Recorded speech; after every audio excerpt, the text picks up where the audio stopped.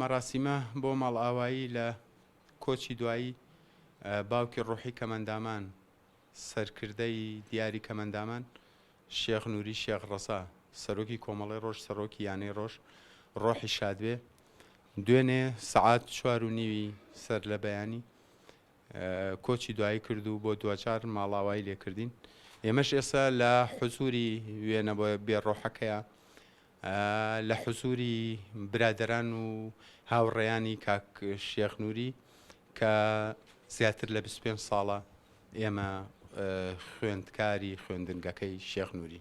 شێخ نووری مامۆستا بوو، فێرکەری ئێمە بوو. بەڕاستی لەگەڵ کۆمەڵێک منەزەماتی نێودەوڵەتیە کە دائەنیشتین ئێمە زۆر فەخر و شانازیمان پێوەگرت کە کەسێک زمانزان کە کەسێک بەو ئاستە ڕۆشنبیریە بتوانێت چاو پێکەوتن لەگەڵ ئەو منەزەماتە نێودەوڵەتیانە بکە. هەچ منەزەمێکە ئاهاتە ئێرە یەکسەر بەڕاستی پێی خۆش بوو ئیشمان لەگەڵ بکە، پێی خۆش بوو پرۆژەمان لەگەڵ بکە. بۆ ئەگەر پرۆژەکان ببژێرین لەگەڵ ئەو منەزەمانە کۆمەڵێ پرۆژەی گەورەمان ئەنجام داوە لە سەر جەملقەکان و لە سلێمانیش.